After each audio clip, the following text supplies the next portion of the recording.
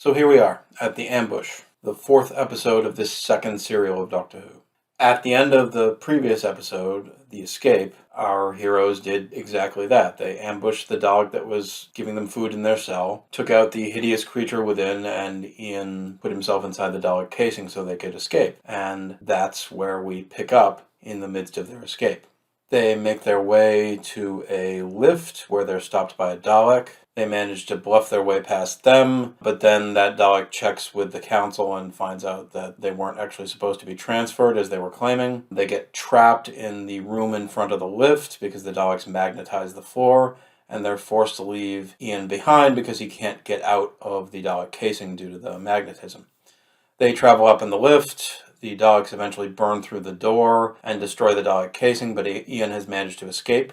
Ian travels up in the lift. When a Dalek gets sent after them in order to exterminate them, they drop a large sculpture on the lift, destroying it. However, now from their new vantage point, they can see that the Thals are walking into an ambush at the hands of the Daleks. Ian goes to warn them on his own. He does not manage to do so, although he does manage to help some of them escape, but the Thal leader, Temesis, is killed. The travelers then join the Thals in the forest, learn a bit more about how their lifestyle works and the history of the planet, which they learn is called Skaro.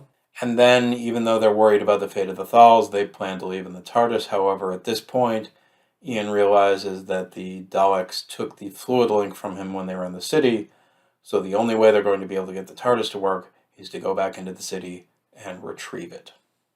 General impressions of the ambush from me. The first episode of the serial was all about atmosphere. The second was about world building. The third was about plot. And this one is about action. The first half of the ambush is all about tension and, action and adventure and daring do. The second half of the episode then shifts into a sort of a post-action recovery and the beginnings of a philosophical debate that will continue into the next episode. So how do our characters relate to all this? Well, there's the Doctor. One of the things I noticed early on in this is that the Doctor has figured out how the Dalek doors work. We see this when he disables one after they move past the little Dalek checkpoint when they're on their way to the lift. This is another example of the Doctor's intelligence at work. I'm noting instances where the Doctor is conspicuously intelligent because while later in the show, these days, it's kind of a given how smart the Doctor is, at this point, this is the point where how intelligent he is being established. So I think it's interesting to note the progression of that. In terms of the Doctor's personality, he still doesn't want to get involved in things.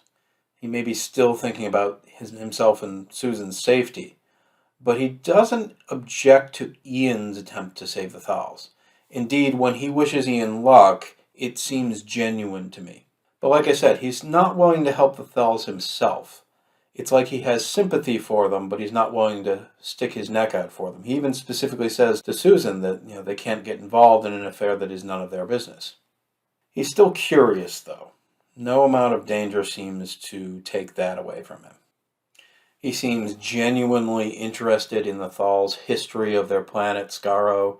Now, he mentioned something about being able to fix their position by the stars, but he also just seems genuinely interested in the history in and of itself. He also seems fascinated by the mutations of the Thals and the Daleks. The Thals having come around full circle to be Thals again, sort of perfect Aryan humanoids, and the Daleks having become the little bubbly balls of hate that they are. On the more action hero side of things, there's Ian. So, when Ian goes to warn the Thals of the ambush, there are some odd directorial choices. And those choices make it look as though Ian is just sort of observing and hesitating before he shouts out his warning to the Thals. As I said, I think this is a directorial choice, an artistic choice, but I do think it can be confusing from a story point of view. So it begs the question within the story, why didn't Ian move faster? I've thought about this, and in my opinion, I think Ian is so genuinely moved by the speech that Temesis is making, the plea for understanding and peace, that Ian briefly considers the notion that the Daleks might actually be swayed by this. Now, of course, we in the audience know that Daleks can't be reasoned with in this way. But Ian doesn't. Indeed, this is the story that establishes just how unreasonable Daleks are, and I think this is the moment where Ian himself learns it. It's worth noting that from this point on in the story, Ian seems to have a pretty decent understanding of how Daleks work, that their philosophy is based around xenophobia, a dislike of the unlike, as he'll say. So that, I think, is why he hesitates. I think he genuinely thinks this might turn out well, and then when it becomes obvious that it won't, he shouts out his warning. It's interesting the way Ian regards the Thals, because he clearly wants to help them, but it's in a bit of a paternalistic sort of way. Ian believes he knows what's better for the Thals than the Thals know themselves. And there is some evidence at this point that he might be right about that, but it's still kind of a paternalistic attitude. Ian has a line in the episode, "Pacifism only works if everybody feels the same way." That is a point of view on pacifism, but it's not the only legitimate one. But Ian, and arguably the episode in general, is kind of playing it up as if it is. Ian seems to be approaching this whole thing in terms of he wants to help the Thals, but he wants them to help themselves. It's a very teacher mentality, which makes sense because he's a teacher. It could be a conscientious point of view, or it could be a condescending point of view, or maybe even a little bit of both, depending on how you look at it. Essentially, what Ian is putting forth is a pragmatic point of view as opposed to the more idealistic, pacifistic one that the Thals are currently working from. When we step away from Ian and look at Barbara, Barbara basically supports Ian pretty much throughout the episode. Not just where the Thals are concerned, but in general. When they realize they're going to need to leave Ian behind in the Dalek casing to get in the lift, she supports that decision. She supports him going to warn the Thals on his own, splitting up the group so that the rest of them aren't in danger. And later, when they're talking about the Thals, she kind of equates pacifism with cowardice. And then the last of the regulars, Susan. When they get stopped at the sort of Dalek checkpoint before they get to the lift, the Dalek begins to question them, and Susan sort of fakes an escape attempt so that they can get away by distracting the Dalek, getting it on sort of on their side so that it's helping Ian's Dalek recapture the prisoner. That's actually kind of clever on her part. You know, I don't make a lot of a secret of the fact that Susan is far from my favorite character, but I also try to be fair in my assessments, so when she does do something I think is interesting or clever, I try to note it, and this is one of those things. On the flip side, when she flips out on the lift and tries to go back down to get Ian, and thus, bring them all into Dalek firing range, that's less clever. I mean, don't get me wrong, I understand that Susan wants them all to stay together, and that's an admirable goal. But the truth of the matter is, in both that situation and later when Ian goes off to warn the Thals themselves, they're actually reducing the danger for the group by letting Ian go on his own. So, that's the regulars. What about the Thals? Well, a large portion of this episode is essentially Aladon versus Temesis. Not in a combat sort of way, but in a battle of the philosophies kind of way. Aladon is still cautious, as he was in the previous episodes, and for this he's reproached by Temesis. There's no animosity between them, but each of them does have their positions firmly staked out. Those positions are, respectively, Aladon is representing pragmatism, or cynicism if you want to be, more cynical, and Temesis is representing idealism. I think the show itself at this point, and Terry Nation's vision of it, would call it pragmatism rather than cynicism. Temesis's position is much more idealistic. He's counseling Aladon that his fear and caution is going to lead to hatred, which will lead to bad things. It's very Star Wars, only arguably a bit more extreme in this case, considering the level of death this planet has seen. When you get to the scene right before the ambush, Temesis' speech is actually quite inspiring. It is actually a genuine call for peace and understanding and burying the past and cooperation going forward. Alternatively, Temesis' death right after that essentially represents the death of the Thals' idealism in this story, and arguably in Doctor Who in general, because they've never been portrayed entirely in this same light again. When Nemesis spoke, pacifism was presented as a cooperative ideal. From this point on in the story, the Thals pacifism is treated like an obstacle for the main characters to overcome, not an ideal to be strived for. I note that Nemesis' body gets left behind, and then there's some later dialogue about the Thals having tried to go back for it and not being able to.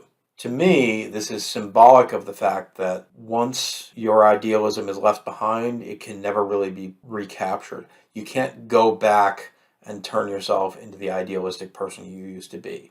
The female Thal, well, the only female Thal who has dialogue, Dione, later objects to Ian when he puts forth the idea of fighting, but this is treated like she's a little girl throwing a tantrum, not like it's a serious philosophical debate.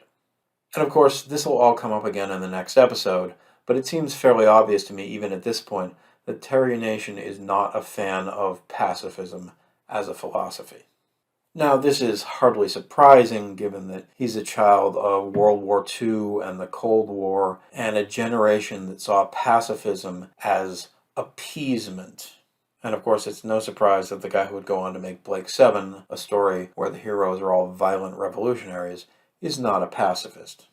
Indeed, I would say that he is probably one of the few writers I've seen who consistently values pragmatism over idealism in his storytelling. And of course, this means that from this point forward in the story, Aladon, the more cautious, pragmatic Thal, gets thrust into the leadership position. As a minor point, we do get to see Ganatus' brother, Antidus, who was mentioned in the previous episode. We see that he's been wounded. That'll be more important for later episodes, but it's not that big a deal here. So that's our humanoid characters. What about the Daleks? Well, they have a bit of an attitude shift in this episode. Up until now, they've been preserving their prisoners in hopes of using them in the future.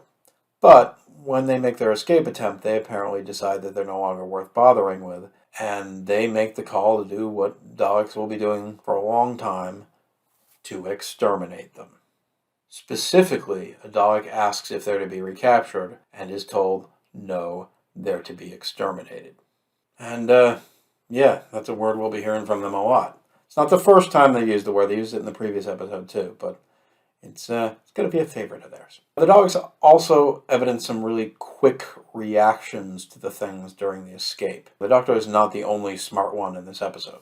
They magnetize the floor so that the Dalek casing they've stolen can't move, which demonstrates an impressive amount of control over the environment in their city.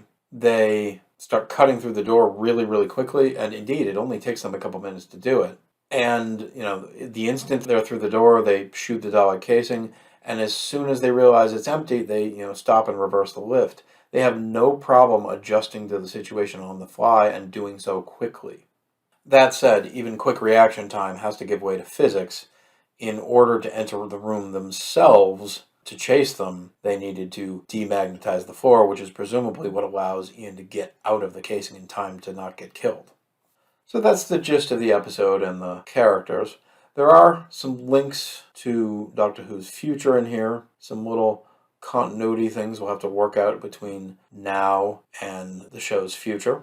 The Doctor mentions that he doesn't know why the Daleks' mutation didn't come around full circle as the Thals did. We, of course, who've seen Genesis of the Daleks and almost anything since then, know that this is because Davros interfered in it. Although it's worth noting that still doesn't explain why the proto-Daleks were called dolls in the story and are called Khalids in Genesis.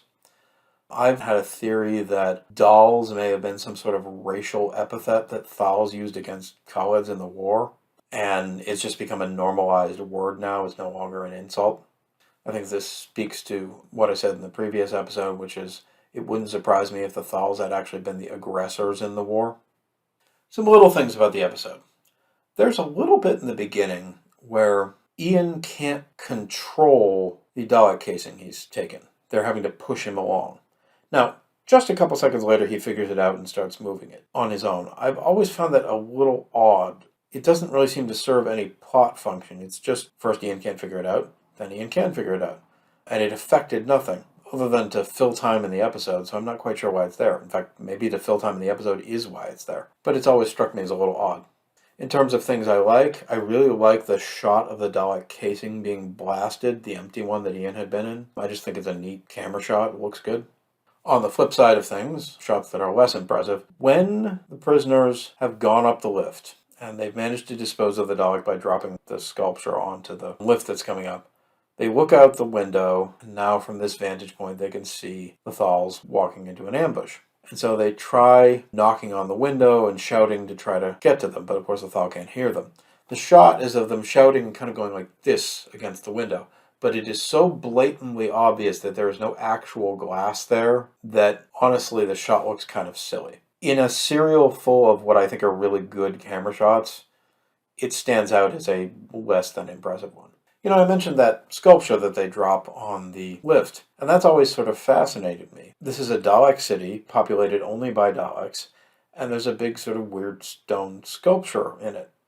Now, its reasons for being there are obvious. It's there for plot reasons, to be dropped. But it's clearly a sculpture, not a piece of equipment. And so it's always begged the question for me, do Daleks have art, poetry, theater, sculpture, painting? Do Daleks have a creative culture that isn't all about, exterminating other beings? It's an interesting question to ponder, especially since what we're seeing is the end of probably the only period in Dalek history where they could entertain the notion that maybe they are the only living beings in the universe. They mention confirmation that the Thals had survived earlier, but they don't know it to be the case.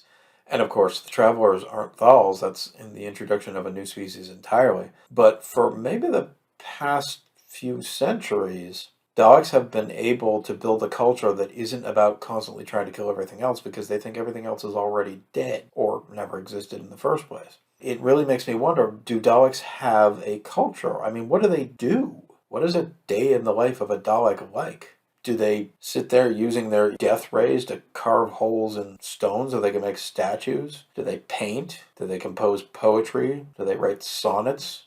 It's fascinating to think of, and not something the series is ever really going to explore. Not really one I expected to, but it's just a fun tangent to think about, I think. Back to little things about the episode I like. I really like the shots of the Daleks prepping for their ambush. They're all in that sort of semicircle near the food, waiting for the Thals to show up, slowly backing up into those alcoves while you get this really good incidental music by Tristram Cary, designed to build the tension, and it does a great job of that. You can see the Dalek gun arms twitching because they're so eager. It's a reminder the Daleks don't just kill without emotion. They like it. They anticipate it. It's one of the things that makes them so disturbing as villains. And from that same scene, there's that bit where the Daleks take a shot at Ian, and he ducks aside, and you can see their shot hit the wall, and you get this blistering effect on the wall, which I've always thought is very effective. It's a very 60s special effect, but I think it looks neat. I think it's entertaining. So, that leaves us with the big cliffhanger, which is an interesting one. It's not about immediate danger, but it keeps the characters from leaving, which is something they needed to do. It's kind of a necessity. The Doctor had expressed a desire to leave, and while some of the others are a little reluctant, they're clearly going to agree with him. This prevents them from doing that.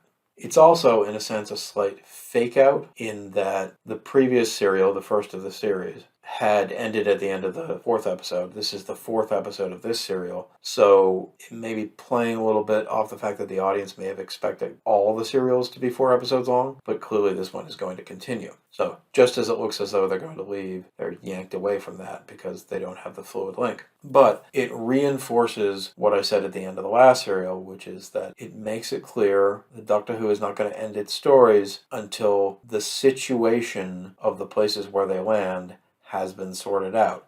We're not going to be focused just on the safety of the main characters. We're going to complete the narrative of each visit. That's what Doctor Who is going to be about. It's going to be about completing all these little stories as they go forward.